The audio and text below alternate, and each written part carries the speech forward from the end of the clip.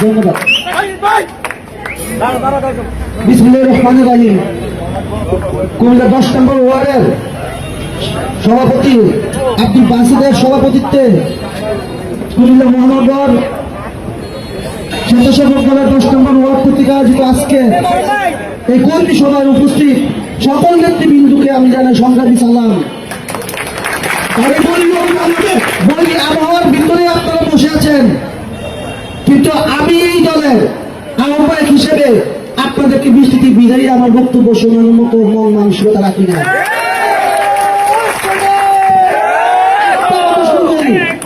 না বললে হবে না।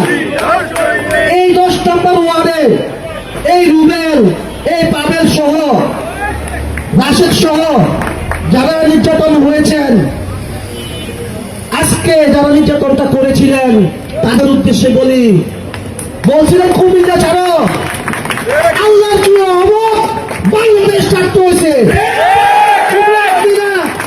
আপনার শ্বশুর, আপনার বউ, আপনাদের নেত্রী পাবেল এত সুন্দর কথা বলছে, শেখ হাসিনা 3বার ফেলেছে।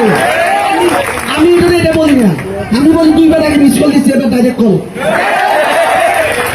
এবার ডাইরেক্ট কল নিয়ে গেছে ইনশাআল্লাহ। আর বাংলাদেশে ফিরে আসতে পারবে না। বক্তব্য দিব না।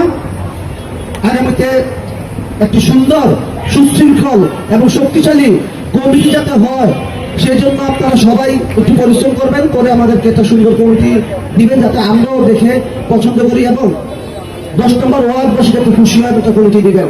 আজকে এই মুহূর্তে আমাদের আগে যে কমিটি ছিল মহানগর স্বেচ্ছাসেবক 10 নম্বর ওয়ার্ড, সেটাকে বিলুপ্ত ঘোষণা করলাম। আমার বক্তব্য শোনার কোনো দরকার নাই ভাই।